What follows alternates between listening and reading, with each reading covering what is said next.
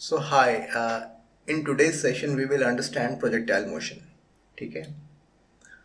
तो जैसा कि हमें पता है कि कोई बॉल हम हवा में एंगल बनाते हुए अगर फेंकते हैं, जैसे मान लिया ये हमने इस एंगल पे थीटा एंगल से हमने फेंका विथ वेलोसिटी v, तो कुछ यूं इस ढंग का इसकी ट्रेजेक्टरी होती है। तो उसी के बारे में हमें बात करनी है। ठीक है। ये थोड़ा एक्स वाई प्लेन थोड़ा सा डिस्टॉर्टेड हो गया, but I hope you understand that, right? Perfect. तो इसी डिस्कशन को हम लोग आगे बढ़ा रहे हैं। Please pardon my poor drawing. तो वाई थोड़ा सा टिल्टेड है, बट इट्स ओके। आपको पता होना चाहिए कि एक्स एक्सिस और वाई एक्सिस के बीच का जो एंगल है वो 90 डिग्री है। और ये जो वेलोसिटी v है, it is making angle theta with horizontal. ठीक है। तो ये मोशन जो है एक्स वाई प्लेन में हो रहा है। तो यानी हमने बॉल को फेंका तो एक प्लेन में वो मोशन हो रहा है, उसे हम एक्स वाई प्लेन की तरह ट्रीट करेंगे। तो आप इसमें ये देखो ना कि ये ऊपर जा रहा है, ऊपर तो जा ही रहा है, वाई डायरेक्शन में जा रहा है, साथ में एक्स डायरेक्शन में भी जा रहा है। तो इसे हमें एनालिसिस कैसे करनी है, ये बहुत इंपॉर्टेंट है। इसकी एनालिसिस करने के लिए हमें क्या करेंगे, वेक्टर का यूज़ करेंगे। और ये मेरा ओरिजिन है। तो वेक्टर का को यूज़ करने का में सबसे बड़ा बेनिफिट ये है कि एक्स एक्सिस और वाई एक्सिस को हम सेपरेट ट्रीट करते हैं। और उसके बाद अगर मान लिया किसी पॉइंट पर कोई वैल्यू फाइंड आउट करनी है तो उसका वेक्टर एडिशन हम कर लेते हैं। ठीक है। तो कहने का मतलब ये है कि जो v हमें थीटा एंगल पर दिख रहा है उसे एक्स एक्सिस के अलोंग और वाई एक्सिस के अलोंग हम स्प्लिट कर सकते हैं। तो एक्स एक्सिस के अलोंग इसका जो हॉरिजॉन्टल कंपोनेंट होगा v cos थीटा होगा, और वाई एक्सिस के अलोंग जो इसका कंपोनेंट होगा वो v sin थीटा होगा। ठीक है। अभी जैसा कि हमें पता चल रहा है कि मैंने थ्रो किया और हॉरिजॉन्टल डायरेक्शन में, यानी एयर का जो फ्रिक्शन है उसे हम नेगलेक्ट करेंगे, उसके बारे में बात नहीं करेंगे। और एक्स एक्सिस के अलोंग इसके ऊपर कहीं भी किसी भी तरीके का एक्सेलरेशन नहीं लग रहा है। ठीक है। तो it means in horizontal direction it is maintaining a constant speed which is v cos theta. यानी कि हॉरिजॉन्टल डायरेक्शन में इसकी जो एक्सेलरेशन है वो जीरो है। लेकिन जो y एक्सिस पे जो इसका मोशन हो रहा है, इस पर कोई एक्सेलरेशन लग रहा है क्या? बिल्कुल लग रहा है। ये जो ऑब्जेक्ट है इसका मास कुछ ना कुछ तो होगा ही। इसके ऊपर डाउनवर्ड एक्सेलरेशन लग रहा है ड्यू टू अर्थ ग्रेविटी। तो a is equal to -g। ठीक है। यानी कि इसका मोशन पॉजिटिव डायरेक्शन में हो रहा है और एक्सेलरेशन जो है वो डाउनवर्ड डायरेक्शन में लग रही है। तो इसका मतलब जैसे जैसे टाइम पास होगा, जैसे जैसे टाइम बीतेगा, इसकी स्पीड रिड्यूस होती जाएगी और एक पॉइंट ऐसा आएगा जब इसकी स्पीड बिल्कुल ज़ीरो हो जाएगी। ठीक है। लेकिन उस मोमेंट पर भी इस पर एक्सेलरेशन जो है डाउनवर्ड डायरेक्शन में ही लग रहा होगा। ठीक है। और फिर उसके बाद ये ऑब्जेक्ट नीचे की ओर गिरना शुरू हो जाएगा। अब इस सिचुएशन में चूंकि इसका मोशन डाउनवर्ड डायरेक्शन में होगा और एक्सेलरेशन भी डाउनवर्ड डायरेक्शन में होगी, तो इसकी स्पीड बढ़ती चली जाएगी। लेकिन वर्टिकली डाउनवर्ड डायरेक्शन में इसकी स्पीड तो बढ़ेगी, लेकिन क्या हॉरिजॉन्टल डायरेक्शन में इसकी स्पीड बढ़ेगी? नहीं बढ़ेगी। क्यों? क्योंकि हॉरिजॉन्टल डायरेक्शन में तो कोई एक्सेलरेशन लग ही नहीं रहा ना। ठीक है। तो इस पर जो है नेट फोर्स जो है हॉरिजॉन्टल डायरेक्शन में 0 है, तो इसलिए उसकी स्पीड में कोई फर्क नहीं पड़ना।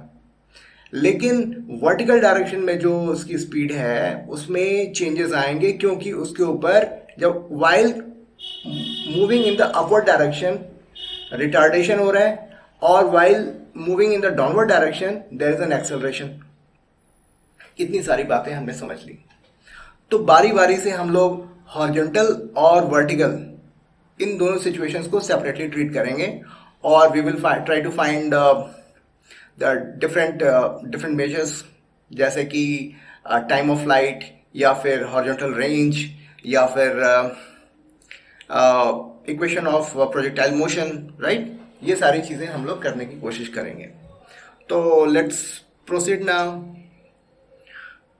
यहाँ पर can we use kinetic equation over here? Oh yes, why not. v is equal to u plus a t होता है, s is equal to u t plus half a t square, and v square is equal to u square plus 2as। ये तीन equations हैं, इनको बहुत ही सही तरीके से स्मार्टली हम लोग यूज करेंगे, और फिर अलग अलग मेजर्स कैलकुलेट करेंगे। तो पहले तो हमें ये करना है कि let's talk about projectile motion. तो मान लिया कि यहां पे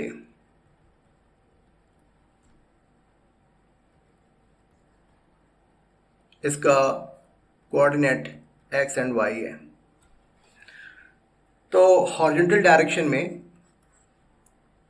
x ये चला है, और हॉरिजॉन्टल कंपोनेंट क्या होगा इसका? Initial vt, v cos theta into time t, ut plus half a t square. तो a की वैल्यू क्या है? हाफ, यहाँ पर 0 है, इंटू टी स्क्वायर। तो x इज इक्वल टू क्या होगा? v cos theta into T. ठीक है, this is equation number 1। Alright, अभी y के बारे में, y मेजर्स के बारे में हम लोग थोड़ा सोचते हैं। y क्या होगा? y is equal to u t plus half a t square. u की वैल्यू क्या है? v sine theta. ठीक है, y एक्सिस की डायरेक्शन में जो है, जो वेलोसिटी का जो कंपोनेंट हमें लेना है वो v साइन थीटा लेना है, v sine theta t। Okay, minus half. Minus क्यों कर रहे हैं? क्योंकि यहाँ पर डी एक्सेलरेशन लग रहा है। वेलोसिटी अपवर्ड डायरेक्शन में है, लेकिन एक्सेलरेशन डाउनवर्ड डायरेक्शन में है, g T square. You t plus half a t square होता है। ठीक है, परफेक्ट। तो अभी यहाँ पे हमें क्या करना है?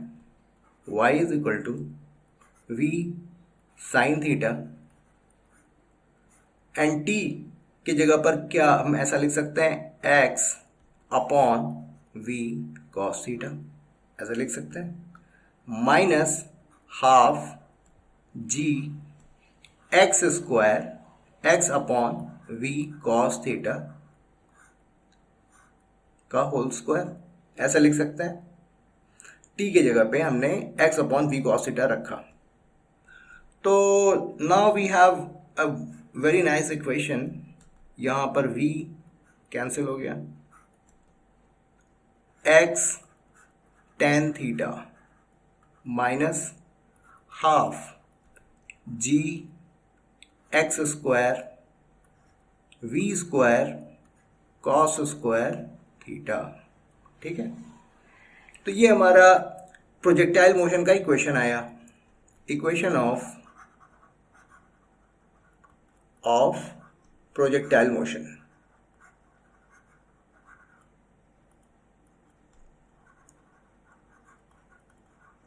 Perfect, perfect. ओके, अभी हम लोग जो है कुछ और भी मेजर्स फाइंड आउट करने की कोशिश करते हैं। ठीक है, अभी इसी कॉन्वर्सेशन को हम लोग आगे बढ़ाते हैं, और टाइम ऑफ मैक्सिमम हाइट। को फाइंड आउट करने की कोशिश करते हैं। तो मैक्सिमम हाइट का मतलब क्या हुआ कि वो पॉइंट जहां पे वेलोसिटी जो वर्टिकल डायरेक्शन में जो वेलोसिटी है वो जीरो हो जाए, क्योंकि उसके बाद जब तक वेलोसिटी है तब तक वो ऊपर जाएगा, और जैसे उसकी वेलोसिटी जीरो हो जाएगी फिर ऊपर जाना बंद कर देगा, ठीक है ना। फिर उसके बाद वो डाउनवर्ड डायरेक्शन में जाना शुरू करेगा। तो यानी वो टाइम जहां पर वो मैक्सिमम हाइट अटेन करता है वो टाइम हमें चाहिए। परफेक्ट। तो टाइम की हमारी रिक्वायरमेंट है,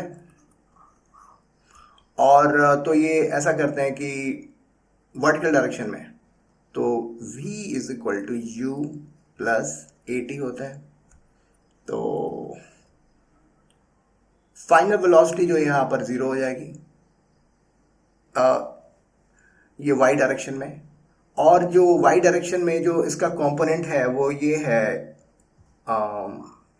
v साइन थीटा। तो ये हो गया v साइन थीटा और माइनस जी टी। तो इसका मतलब ये हुआ कि g t is equal to v sine theta. तो what would be the value of t? V sine theta upon g. इतनी बात समझ में आई आपको?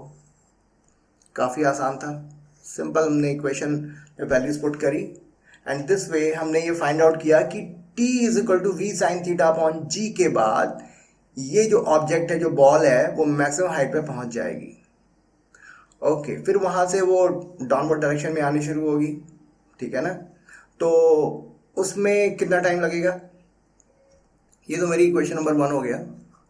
अभी डाउनवर्ड डायरेक्शन में क्या हो रहा है? अब आप ये देखो कि इनिशियल वेलोसिटी इस केस में जब डाउनवर्ड डायरेक्शन जो हो रहा है उसमें इनिशियल वेलोसिटी जीरो है, और फाइनल वेलोसिटी क्या होगी? फाइनल वेलोसिटी जो है वो होगी वो v होगी, ठीक है ना। जिस स्पीड से ये ऊपर गया था उसी स्पीड से जो नीचे आएगा ये। तो v इज इक्वल टू क्या होगा? v sine theta. Final velocity जो होगी v साइन थीटा होगी। तो इसका मतलब ये हुआ कि v sine theta is equal to u plus g t. तो अगेन यहां पर t की वैल्यू क्या आ रही है? If you talk about upward journey time as t1 and downward journey time as t2, तो t2 की वैल्यू क्या हो जाएगी? v sine theta upon g. तो इसका मतलब ये हुआ कि अपवर्ड डायरेक्शन में जितना टाइम लग रहा है टॉप पोजीशन तक पहुंचने में, उतना ही टाइम टॉप पोजीशन से ग्राउंड तक आने में भी लगेगा। तो अगर मैं ये पूछूं कि टोटल टाइम ऑफ जर्नी कितनी हुई? Total time of projectile motion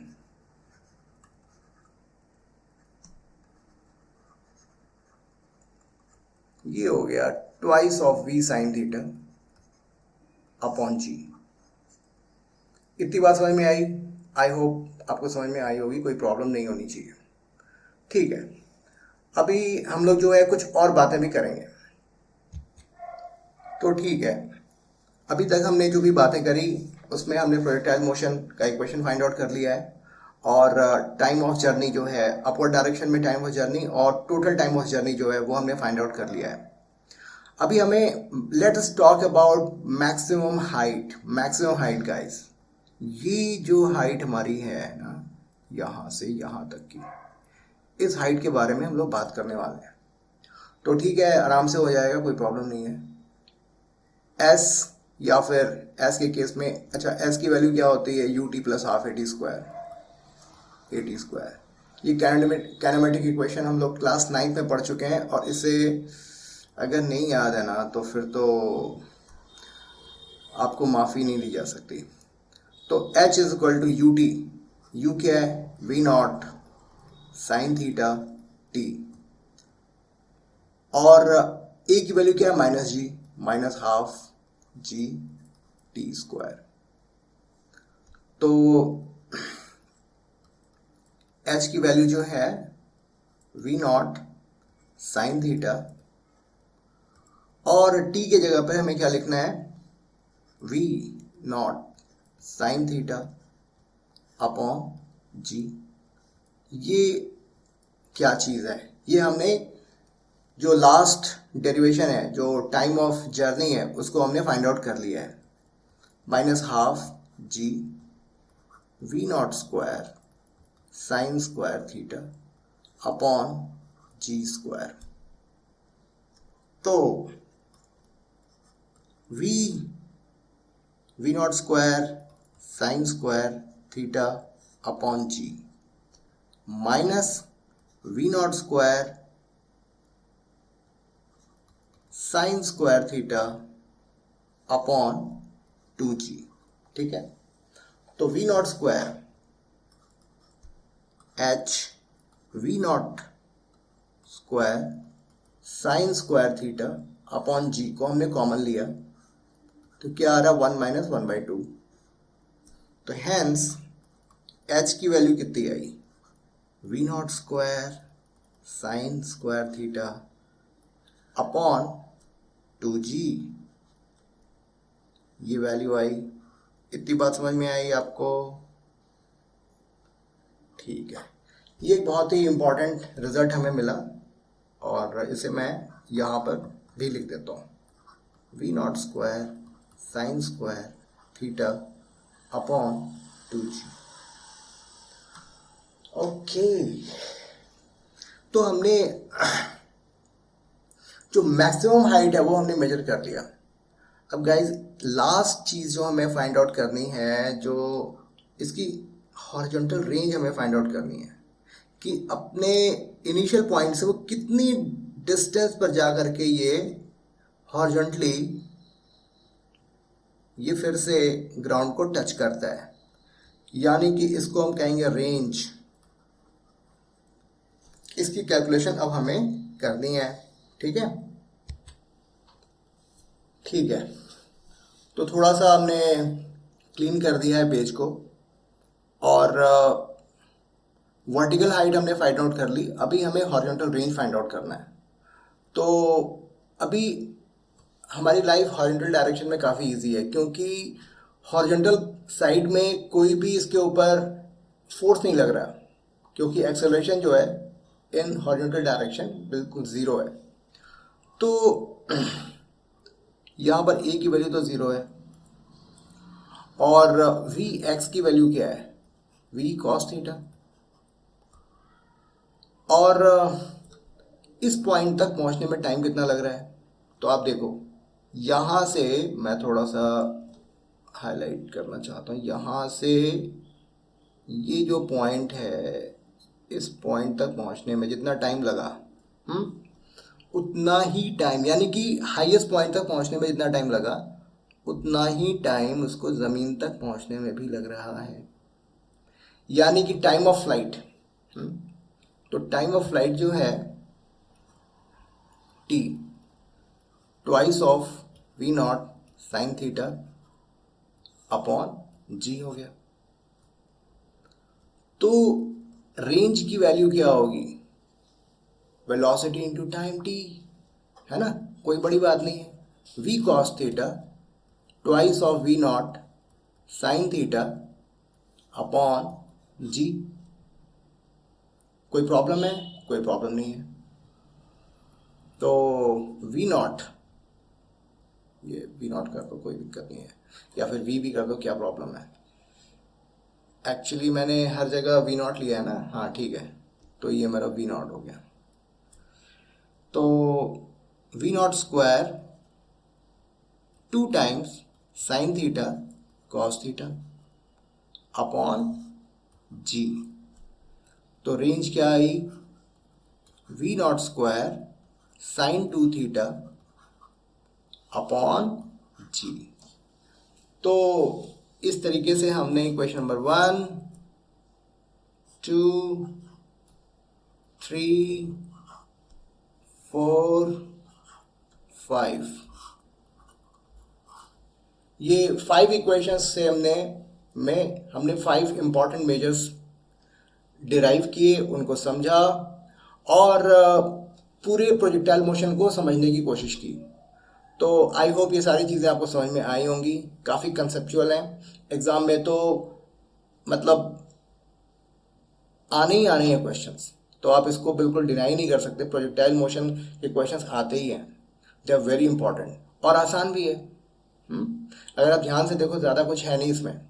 तो that was all about projectile motion और आई होप आपको ये एक्सप्लेनेशन समझ में आया होगा। Thank you very much.